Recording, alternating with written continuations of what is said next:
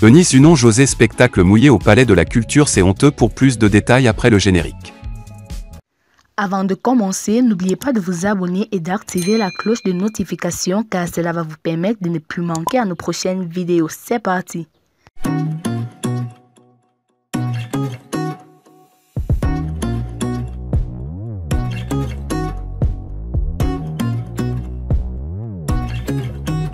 Tous ceux qui ont déjà assisté à un spectacle dans la salle Anoumabo du Palais de la Culture de Treichville le savent bien.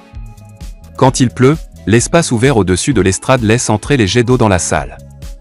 Cela oblige parfois les spectateurs à se lever pour se recroqueviller comme ils peuvent, en divers endroits afin de se protéger de la pluie. Siège VIP comme grand public, il n'y a plus de différence dans sa conception. Cette salle, la plus grande du Palais de la Culture, 4000 places, est en principe une scène à ciel ouvert, posée sur la lagune ébriée. C'est la différence avec les 6 autres salles de ce joyau architectural, construit sur plus de 2 hectares en 1999 grâce à une coopération entre la Côte d'Ivoire et la Chine. La scène de la salle Anoumabo est par excellence celle des concerts, là où se produisent les grands artistes de Côte d'Ivoire et d'ailleurs. Le seul bémol cependant est le fait qu'elle soit exposée aux intempéries, surtout la pluie. La programmation des spectacles dans cette salle en saison pluvieuse est un gros risque, aussi bien pour les artistes que pour les promoteurs culturels. Plusieurs artistes en ont fait les frais. La dernière en date est José. Lors de son concert live le 26 juin 2021, l'averse avait provoqué ce soir-là une bousculade, occasionnant quelques blessés légers. Heureusement car ça aurait pu être pire. Le public se déplace certes par amour pour son artiste, toutefois il serait important de réaménager cette salle. Surtout, lorsque des personnalités s'y rendent et qu'à la moindre goutte de pluie, elles doivent rentrer précipitamment ou se replier dans les loges, le temps que l'orage passe. Sans compter l'impact négatif sur la prestation de l'artiste, au moment où chacun est préoccupé à se trouver un abri. Les images de Michel Gohou venu soutenir sa jeune conseillère Eunice Unon à son One Woman Show le 21 mai dernier ont circulé abondamment sur la toile. Avec lui, plusieurs personnalités, des chefs d'entreprise, etc. L'image que cela donne à l'extérieur n'est pas forcément la bonne pour ce pays, notamment pour Abidjan que l'on qualifie de plaque tournante de la musique et du showbiz en Afrique. C'est le lieu de valorisation de la créativité culturelle nationale à l'heure du numérique. Les images font rapidement le tour de la toile et certaines d'entre elles peuvent être honteuses. D'autant que ce ne sont pas les moyens qui manquent pour confectionner un toit ou créer un système empêchant l'infiltration de l'eau de pluie dans la salle Anoumabo. Des jeunes inventeurs ivoiriens en seraient bien capables et cela à moindre frais. Il suffit de dégager les fonds et lancer un appel à projet.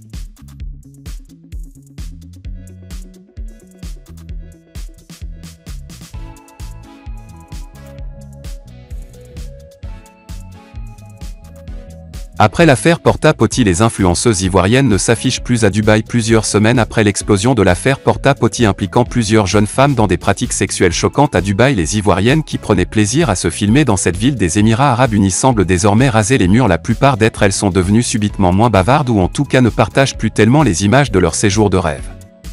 Entourées parfois de cadeaux luxueux, simple coïncidence ou bien ceci expliquerait cela? Il y a plusieurs dictons connus autour de l'argent, tels que l'argent n'aime pas le bruit ou encore l'argent n'a pas d'odeur. En tous les cas, il aura contribué visiblement à briser certains tabous. Dans une société de moins en moins regardante sur les valeurs morales, que ne ferait-on pas pour des billets de banque des plus jeunes aux personnes plus âgées de nos jours? Le culte de l'argent, surtout acquis facilement, est devenu la norme, peu importe donc la manière. Il est vrai que, humainement, personne n'aurait la prétention d'être parfait. Il y a cependant des principes de la vie qu'il convient de respecter si l'on veut vivre en paix et voir des jours heureux. Ce qui souille l'homme n'est pas forcément ce qui entre dans la bouche, mais ce qui en sort spirituellement parlant, comme le déclarait un jour Jésus. Il n'empêche aussi que naturellement parlant, la première cause de maladie pouvant parfois entraîner la mort est généralement ce qui entre dans le corps. Tout nous est permis mais tout ne nous est pas utile. Pour paraphraser Paul, apôtre du Christ et l'un des plus éclairés de sa génération, l'on ne jette pas la pierre à ces influenceuses, mais il est bon de se ressaisir après que l'on se soit momentanément égaré. Il n'y a rien de mal à cela.